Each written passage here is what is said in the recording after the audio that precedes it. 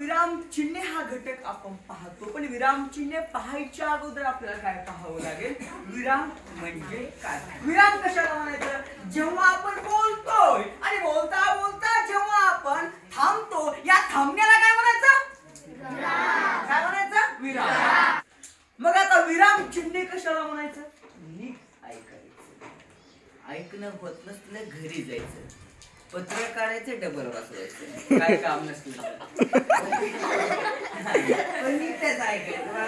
बघा आता विराम चिन्ह कशाला म्हणायचं? जेव्हा आपण एखादं वाक्य वाचतो, एखादा उतारा वाचतो आणि वाक्य उतारा वाचताना मध्येच आपण काय करतोय? थांबतो. या थांबल्यावरती जेव्हा त्याच्यामध्ये विशिष्ट प्रकारचे काय येतात? चिन्हे येतात की नाही? त्यात विशिष्ट प्रकारच्या खुणा केलेल्या असतात. राम आंबा खातोय. राम काय करतोय? केव्हापासून खातोय? पाचवीपासून. केव्हापासून खातोय? पाचवीपासून. राम आंबा खातो. वाक्याच्या शेवटी काय येतो? पूर्णविराम. यालाच ए बावट्रे, तुझं नाव काय? वाक्याच्या शेवटी काय आला? काय आला? प्रश्नचिन्ह आला. बरोबर. जेव्हा आपण एखादं वाक्य बोलतोय काय? जेव्हा आपण एखादा उतारा वाचतो आणि या उतार्यातील वाक्यामध्ये राम आंबा खातो, जेव्हा त्या वाक्यात उतार्यात विशिष्ट प्रकारच्या खुणा आलेल्या असतात, त्या खुणांनाच काय म्हणायचं? काय म्हणायचं? विराम चिन्ह. काय म्हणायचं? विराम चिन्ह. ऐका, विराम कशाला म्हणायचं? जेव्हा आपण बोलता बोलता थांबतो, विराम घेतो, विश्रांती घेतो, या विश्रांती घेण्याला, विराम घेण्याला काय म्हणायचं? विराम असे म्हणायचं. बरोबर आहे काय? पण वाक्यामध्ये किंवा उतार्यामध्ये आपण वाचत असताना विशिष्ट प्रकारच्या खुणा असतात, त्या खुणांनाच काय म्हणायचं? विराम चिन्ह. राम आंबा खातो हे वाक्य आहे. ह्या वाक्याच्या शेवटी खूण आले, पूर्ण विराम आला नाही? त्या खुणेलाच काय म्हणायचं? पूर्णविराम. समजलं? एखाद्याला प्रश्न विचारलाय, वाक्याच्या शेवटी प्रश्न चिन्ह आलाय, ते खूण आहे, तेव्हा त्याला काय म्हणायचं? प्रश्नचिन्ह. नाक नाक नाक. माझ्या मनातल्या भावना मी बोलू, हे साप बोललो नाही. वाक्याच्या शेवटी कोणतं? अरे बाप रे, म्हातारी मिली कोटावरची. वाक्याच्या शेवटी काय येणार? अरे बापरेच्या पुढे काय येणार? म्हणजे आपल्या मनातला जेव्हा आपण उद्गार म्हणून दाखवतो, तेव्हा त्याला काय म्हणायचं? उद्गारवाचक चिन्ह. बरोबर आहे काय? मग आता हे चिन्ह कोणती, ती ओळखायची कशी? की आपण तू धमड वाजू नको, थोबाडे या बँड मध्ये पाठवून देईल तुला. ए तू समोरचाच आहे काय? तिळगुळ कुणाकडे? तिळगुळ म्हणले की डबा देते. एकच दे रे मसाला सोडायचा. इकडे बघा बाळा, हा काय आहे? एक तीळ. 7 जणांनी खाल्ला होता, पण तीळ नावाचं डुकर. अशा दिला मला माझ्या कोणत्या सगळ्यांना मकर संक्रांतीच्या अशा शुभेच्छा माझ्याकडून. खूप खूप आनंदी राहा, गोड गोड बोला, एकमेकांशी कडू कडू बोलू नका, आहे ते नाही? आता सायासारखा हा बाबा खरं कशा शुभेच्छा ऐकल्या, त्याने काय केले? त्याला माझं हसूच आवडलं नाही. मला पाणी घेतलं होतं सायना, मी दुसरं तर हातच टाकला, त्याच्या तोंडातलं पाणी माझ्या अंगावर आलं. त्याला तुम्ही काय म्हणताय हे महत्वाचं आहे. बरोबर आहे काय? बघा, मग तुमच्या मनातला उद्गार, तुमच्या मनातला उद्गार बाहेर पडल्यावरती कुठलं चिन्ह येणार आहे? उद्गार. बरोबर आहे काय? ओके. बघा आता पाहूया आपण पहिलं विराम चिन्ह मधलं पहिलं विराम चिन्ह घेऊया आपण. पूर्ण विराम केव्हा वापरतात? पूर्ण विराम केव्हा वापरतात? सांगा बाळांनो.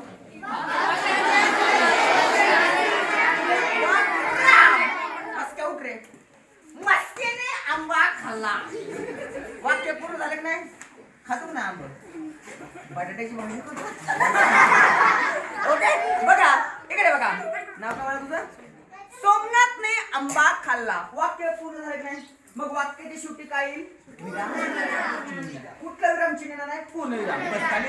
बघा पूर्ण विराम केव्हा वापरतात? वाक्य पूर्ण झाल्यावरती काय वापरतात? पूर्ण विराम. राम आंबा खातो. बघा आणखी हे महत्वाचं आहे बघा. दुसरा नियम ए ए ए जिंगऱ्या नीट आहे का? दुसरा नियम 7वी 8वी स्कॉलरशिप 6वी मंथन. दुसरा नियम तुमच्या लक्षात राहत नाही. तुम्हाला फक्त एवढंच माहित आहे की वाक्य पूर्ण झाल्यावरती विरामचिन्ह वापरतात हे तुम्हाला माहिती आहे. पण ते विरामचिन्ह कुठलं आहे? पूर्णविराम. पण पूर्णविराम आणखीन केव्हा वापरायचा बाळा? तर नीट ऐका. काही वेळा संक्षेपात लिहिण्यासाठी पहिले अक्षर लिहून त्यापुढे पूर्णविराम दिला जातो. तुम्ही लग्नाची पत्रिका जी असते ती कधीतरी वाचा तुमच्या घरातली. बघा तिथं संक्षिप्त वाक्य असतं. स न वि वि. सच्या पुढे काय येतो? पूर्णविराम. नच्या पुढे काय येतो? पूर्णविराम. म्हणजे आणखीन केव्हा वापरतात तर काही वेळा संक्षेपात लिहिण्यासाठी पहिले अक्षर लिहून त्यापुढे काय देतात? पूर्णविराम देतात. समजलं का बाळांनो? बघा स्त्री आपण लिहितो बघा स्त्री आणि त्याच्या पुढे काय असतं बाळांनो? पूर्णविराम असतो ना.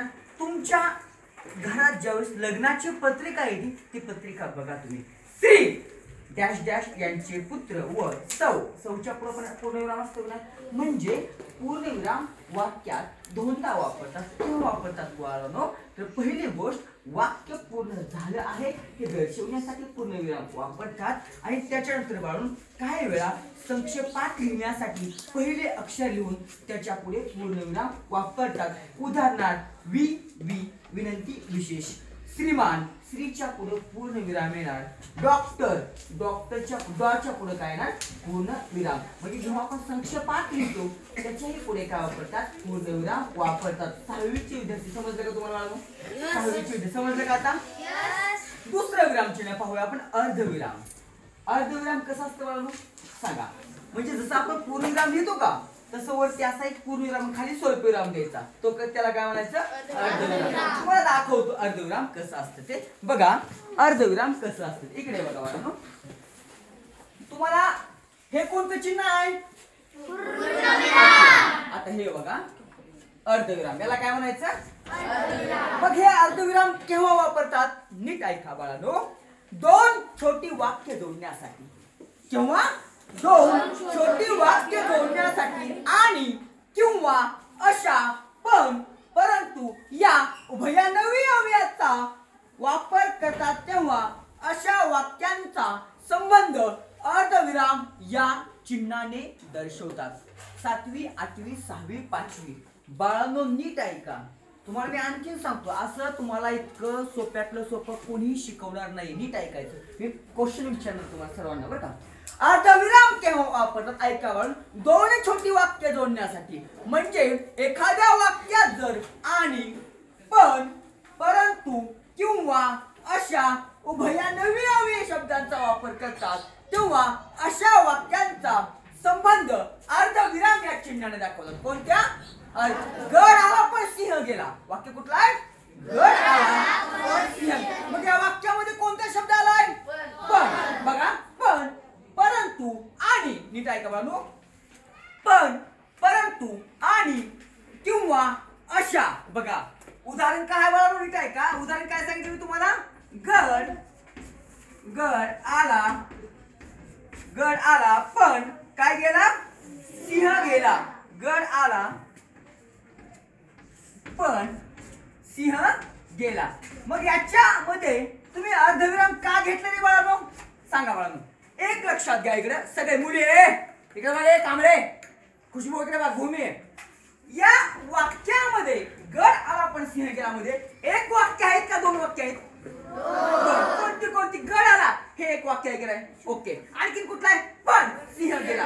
हे दोन वाक्य जोडण्यासाठी जेव्हा वाक्यामध्ये आणि पण अशा किंवा अशा शब्दांचा वापर येतो. इथं कोणता शब्द आलाय?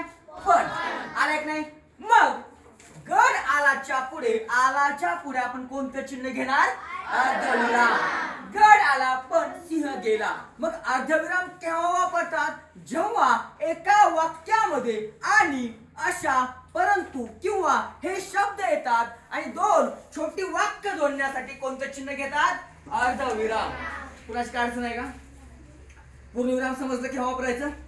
अर्धविराम केव्हा वापरायचं समजलं? नीट विचार. ओठ फंड उठ. सांग अर्धविराम केव्हा वापरायचा? हा अर्धविराम केव्हा वापरतात लवकर सांग. जेव्हा दोन छोटी वाक्य येतात तेव्हा वापरतात. दोन छोटी वाक्य येतात. दोन छोटी वाक्य जोडण्यासाठी अर्धविराम वापरायचा, पण त्या वाक्यामध्ये आणि अशा किंवा परंतु हे शब्द आले पाहिजे. समजलं? तुमची हे दोन वाक्य कशाला गड आला पण सिंह गेला हे वाक्य कशाला जोडलंय पणने. कशाने? पण. बरोबर आहे काय? मग गड आला या पणच्या अगोदर काय घ्यायचं आहे? अर्धविराम घ्यायचं आहे. चला कोणाची काय अडचण आहे का? बस खाली. अर्धविराम मध्ये कोणाची काही अडचण आहे का? आहे का? बघा तिसरा आपण शिकूया आता स्वल्पविराम. काय शिकायचं आता? स्वल्पविराम. स्वल्पविराम केव्हा वापरतात? नीट ऐका, खूप महत्वाचं आहे बघा. दोन छोटी वाक्य एक किंवा एकाच जातीचे अनेक शब्द लागोपाठ आल्यास शेवटचा शब्द वगळता त्याच्या पुढे स्वल्पविराम दिले जाते. नीट बघा, नीट ऐकायचंय. तुम्हाला लक्षात स्वल्प बस स्वल्पविराम केव्हा वापरतात? काय पाहतो आता आपण? स्वल्पविराम केव्हा वापरतात. बघा स्वल्पविराम पण दोन छोटे वाक्य जमण्यासाठी किंवा एकाच जातीचे अनेक शब्द आल्यास. किंवा एकाच जातीचे अनेक शब्द आल्यास प्रत्येक शब्दाच्या पुढे काय देतात? गंगा जमुना सरस्वती यमुना. गंगा जमुना यमुना एकाच जातीचे शब्द आहेत. त्या प्रत्येक शब्दाच्या पुढे काय येणार आहे? आहे की नाही? नाव घ्या तुम्ही. नाव प्रियंका, प्राजक्ता, पिंकी, पियुष्या, प्रणव, प्रमोद, प्रदीप, आहे की नाही? पृथ्वीराज. एकाच जातीचे शब्द आले तर त्या प्रत्येक शब्दाच्या पुढे काय घेतात? स्वल्पविराम. समजलं का? समजलं का? सोपं आहे की नाही? कुणाची काय अडचण आहे की नाही? असेल तर विचारा तुम्ही. बघा नद्यांची नावे घ्या, पशूंची नावे घ्या, पक्ष्यांची नावे घ्या, मुलींची नावे घ्या, मुलांची नावे घ्या. प्रत्येक नावाच्या पुढे जेव्हा एक विशिष्ट प्रकारचा गट असतो आणि त्या एकाच गटातले सगळे नाव समोरासमोर येतात तेव्हा प्रत्येक शब्दाच्या नावाच्या पुढे काय घेतात? स्वल्पविराम घेतात. समजलं तुम्हाला? स्वल्पविराम चिन्ह कसं माहिती आहे तुम्हाला? समोर दिले तिथं बघा. आता दोन छोटी वाक्य किंवा एकाच जातीचे अनेक शब्द लागोपाठ आल्यास पण आता ऐका बाळांनो, शेवटच्या शब्दापुढे स्वल्पविराम घ्यायचंय का? नाही. समजा मी 5 नाव तुम्हाला सांगितले प वरची. प्रमोद, प्रदीप, पृथ्वीराज, परमेश्वर आणि पंकज. या प्रत्येक शब्दाच्या पुढे काय येणार आहे? स्वल्पविराम. पंकजच्या पुढे स्वल्पविराम येणार आहे का? बिलकुल नाही. शेवटच्या शब्दाच्या पुढे स्वल्पविराम घ्यायचंय का? बिलकुल घ्यायचा नाही. चला स्वल्पविराम मध्ये कोणाची काय अडचण आहे का? असेल तर विचारा. पूर्णविराम समजलं तुम्हाला? अर्धविराम समजलं तुम्हाला? स्वल्पविराम समजलं तुम्हाला? बघा आता आपण घेऊया प्रश्नचिन्ह. सगळ्यात सोपं विराम चिन्ह आहे. कुठलं आहे? प्रश्नचिन्ह. प्रश्नचिन्ह केव्हा वापरतात? उठ बाळा सांग. प्रश्नचिन्ह केव्हा वापरतात? वाक्यात जेव्हा आपण काय विचारतोय तेव्हा काय वापरायचं? प्रश्नचिन्ह. आणि प्रश्नचिन्ह हे सगळ्यात सोपं विराम चिन्ह आहे. का माहिती का? वाक्याच्या शेवटी जर प्रश्नचिन्ह आलं तर ते वाक्य कुठलं आहे ओळखायचं?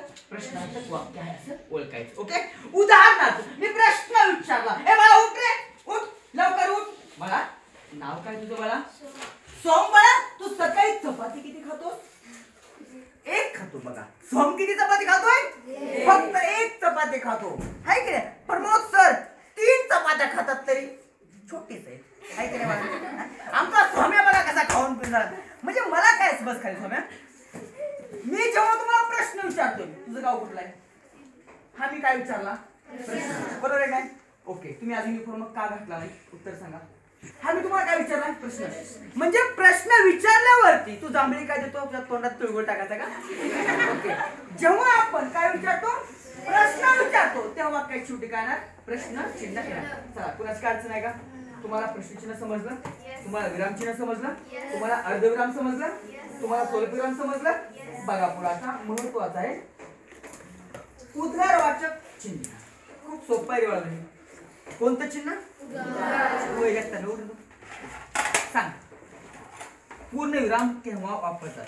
उठ आणि इकडे बघून सांग माझ्याकडे. वाक्य कुठून? एक वाक्य सांग. चल. राम माझंच वाक्य. राम आंबा. ओके. सांग अर्धविराम केव्हा वापरतात? अर्धविराम केव्हा वापरतात मी शिकवलं का नाही? चला पाचवीचा विद्यार्थी सांगा, पाचवी मध्ये कोण सांगतं अर्धविराम केव्हा वापरतात? नुसरत सांगते मला, सांग. कितीला आहे तुला? पाचवीला आहे का नाही? तू कितीला आहे? सातवीला. मूर्ख आहे काय म्हणून शिकवायला? हा लक्ष द्यायचा, बस खाली नीट लक्ष द्यायचं. बापानं 30,000 रुपये घेऊन पाठवलं इथं कशाला? टाइमपास करा. हा असं बोंबलत नाही फुकट मी कुठे बी. मी घरी बोला म्हणून तर बोलत नाही. मला बोला म्हणून बोंबलती माझी ना म्हणून बोलत का नाही म्हणून. नीट ऐकायचं, काना खाली जायला काढेल ना. उठ रे तू, उठ आहे, उठ तू. ती बोबट आहे का? उठ तू. सांग अर्धविराम केव्हा वापरतात? जेव्हा आपण दोन छोटी वाक्य जोडण्यासाठी वाक्यामध्ये जेव्हा आणि, परंतु, अशा किंवा या शब्दांचा वापर होतो तेव्हा त्या शब्दाच्या पुढे वापरायचं अर्धविराम वापरायचं. ओके, बस खाली. बघा आता उद्गारवाचक चिन्ह. उद्गारवाचक चिन्ह कसं आहे माहिती आहे तुम्हाला? खूप महत्वाचं आहे बघा उद्गारवाचक चिन्ह. पण हे बघा, हे काय आहे रोळनो? हे काय आहे? मग उद्गारवाचक चिन्ह केव्हा वापरायचं? बघा, आनंद.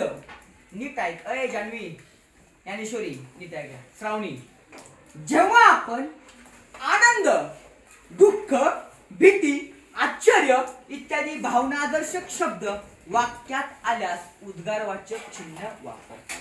मी बघा म्हटलं, बापरे किती मोठा असा, म्हणजे माझ्या मनातला शब्द भावना आली की नाही? आले की नाही? आपल्या मनातल्या भावना, आनंद, दुःख ज्या वेळेस आपण व्यक्त करतो त्यावेळेस त्या ठिकाणी काय वापरतात? उद्गारवाचक चिन्ह वापरतात. अरे बापरे किती मोठा हत्ती, अरे बापरे. बघा आपल्या मनातल्या भावना, अरे बापरे. या ठिकाणी वाक्यात दोन वेळेस उद्गारवाचक चिन्ह येतं. किती वेळेस? अरे बापरेच्या पुढे पण उद्गारवाचक चिन्ह येतं. आणि किती मोठा हा हत्ती, किती मोठा हा हत्ती, त्याच्या शेवटी सुद्धा काय येतं? उद्गारवाचक काय होतं? चिन्ह येतं. उद्गारवाचक चिन्ह केव्हा वापरायचं? आपल्या मनातली भावना, आनंद, दुःख, भीती, आश्चर्य इत्यादी भावनादर्शक शब्द वापरताना काय वापरायचं? उद्गारवाचक चिन्ह वापरायचं. तर एक प्रश्न म्हणतो तुम्हाला. आता महत्वाचं आहे बघा अवतरण चिन्ह. अवतरण चिन्हामध्ये किती प्रकार आहेत सांगा मला? कोणते कोणते आहेत? एकेरी अवतरण चिन्ह आणि द्विहेरी अवतरण चिन्ह. बघा आता एकेरी अवतरण चिन्ह केव्हा वापरायचे?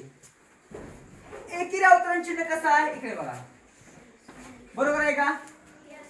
दुहेरी अवतरण चिन्ह, ए खुशबू शेख इकडे बघा समोर, कुठे आहे ते एकेरी अवतरण चिन्ह? माझ्या कपाळावर आहे का? खुशबू बघा, सांग कुठं आहे? करेक्ट. हे कुठलं आहे?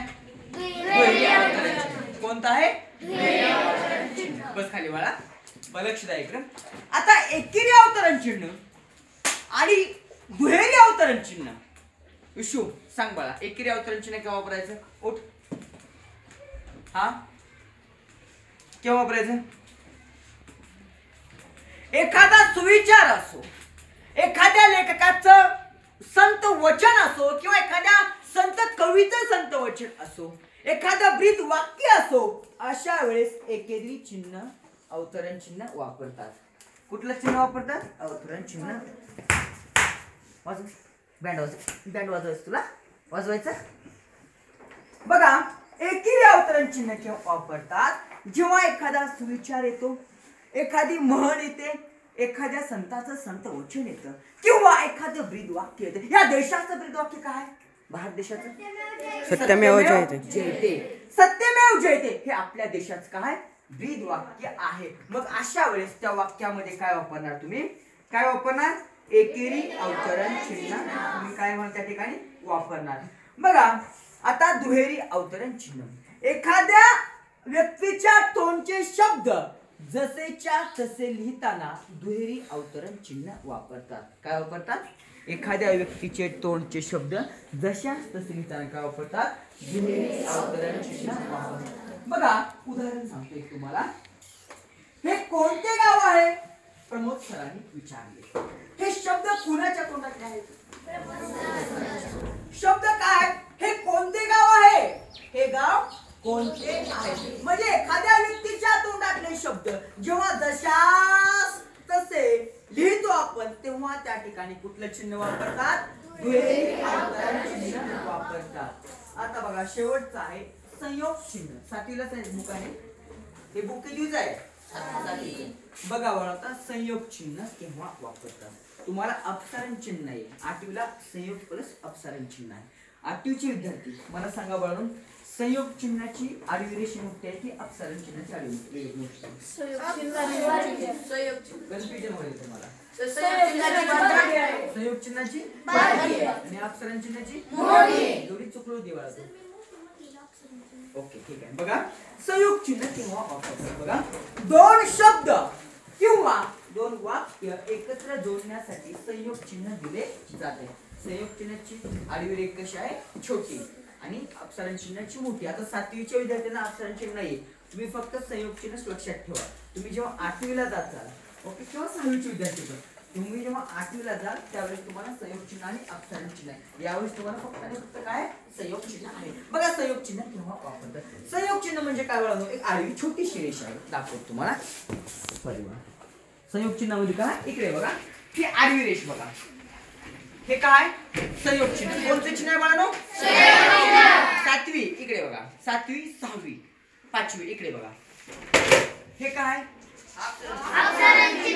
बघा बाळांनो, या चिन्हापेक्षा आडवी रेष मोठी आली की ते कोणतं चिन्ह आहे? अपसारण चिन्ह. हे लक्षात ठेवा. ओके. आता संयोग चिन्ह केव्हा वापरायचं ते तुम्हाला सांगतो. ऐका बाळांनो, दोन शब्द किंवा दोन वाक्य एकत्र जोडण्यासाठी संयोग चिन्ह दिले जाते. कुठलं?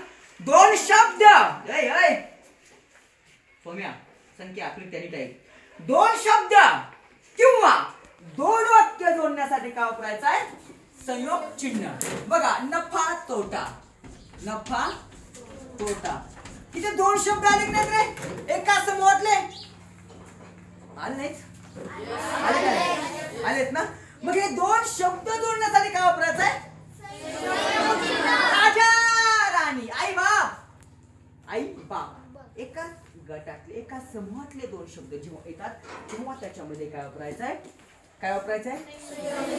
संयोग चिन्ह वापरायचं आहे. बघा राजा राणी, आई बाप, नफा तोटा, ऐक नाही बरोबर चूक, हे जेव्हा शब्द येतात हे शब्द किंवा वाक्य असं एखादं येतं तेव्हा त्या ठिकाणी काय वापरतात? संयोग चिन्ह वापरतात. सोपं आहे की नाही बाळांनो? बघा एकूण 8 विराम चिन्ह आज आपण पाहिले. किती पाहिले? 8. कोणती कोणती? बघा पूर्ण विराम, अर्धविराम, स्वल्पविराम, प्रश्नचिन्ह, अवतरण चिन्ह, त्याच्यामध्ये एकेरी आणि दुहेरी आणि शेवटचा संयोग चिन्ह. या विराम चिन्हामध्ये कोणाची काही अडचण आहे का बाळांनो? आहे का? असेल तर मला विचारा. सातवी, आठवी, पाचवी, सहावी विराम चिन्हामध्ये कोणाची अडचण आहे का? असेल तर मला विचारा, मी सांगतो तुम्हाला. आहे का? विराम चिन्ह समजले तुम्हाला? नक्की